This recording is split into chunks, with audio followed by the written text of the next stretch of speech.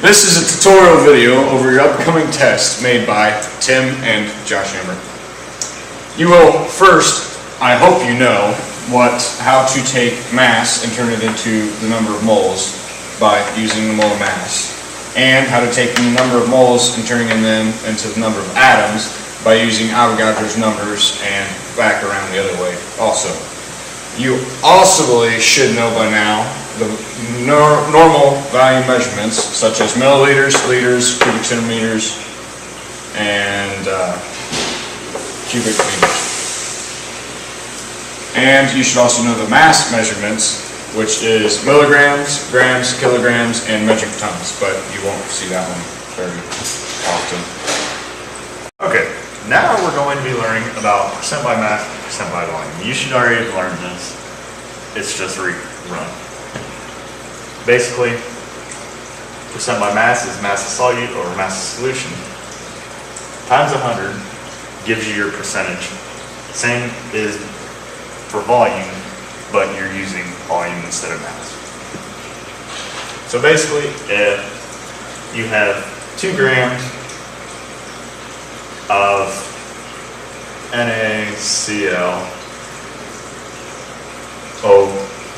in water, and your solution is 4 grams, you're going to end up getting 0.5 times that by 100 gives you 50%. Now that is by mass. Volume would be just the same as if these grams were changed to milliliters. Okay, here we are again. Now we're going to rerun over molarity and molality. Molarity is X number of moles over X number of liters. Molality is X number of moles over X number of kilograms. Molality and molarity are basically the same thing as percent by mass and percent by volume. One deals with mass, one deals with volume. Molarity deals with volume. Molality deals with mass. Acids are defined by these 3 characteristics. They taste sour, they burn when in contact with your skin, and when hydrogen molecules are added, they join with water to make hydronium, which raises the acidity. Bases are defined by these 3 characteristics. They have a bitter taste, they feel slick when they get on your skin, and it raises hydroxide molarity. Also about acids and bases, you should know that pH, which is 1 through 14, acids are less than 7 on the pH scale, and bases are more than 7 on the pH scale, and 7 is neutral. Okay, so then you should also know about Arrhenius, Bronsted-Lowry, and those acids and bases. Arrhenius acids produce hydrogen atoms that in turn combine with water molecules to make hydronium ions. And Arrhenius bases produce hydroxide ions. Bronsted-Lowry is different in the fact that the acid accepts the hydroxide ions. Bronsted-Lowry base accepts hydrogen ions. Lewis acids are based upon the electron configuration. Lewis acids accept the electron pair from the Lewis base. Base, on the other hand, donates the electron to the acid. Okay, next we have pH and pOH. pH is the power of hydrogen atoms that in turn combine with water atoms to make hydronium atoms. And pOH is the power of hydroxide atoms in solution.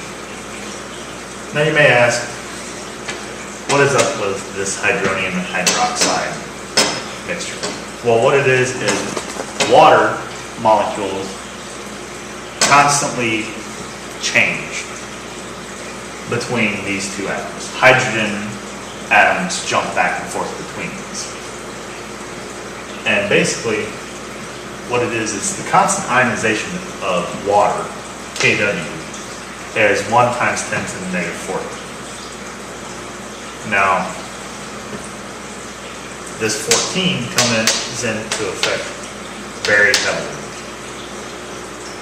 Because as you reminded earlier, the pH, OH, and the pH scales are both 1 through 14 in power. Okay, so here I have drawn a pH scale.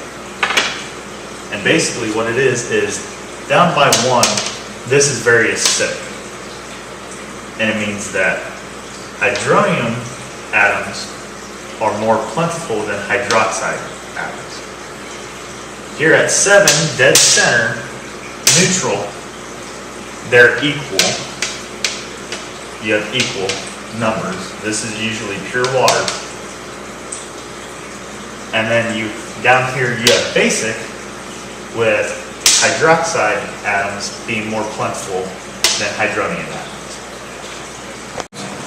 What do you Titration. combine and make? Getting a proper titration is where you have hydronium equal hydroxide or pH/pOH equal 7. Commonly used in our high school is hydrochloric acid and sodium hydroxide, which is a base. The formula to titrate properly is mole is M1V1 equals M2V2, which is the molarity of acid times the value of an acid equals the molarity of base times the value. One of these should be missing, and that is your X. So you try to find your X. All right.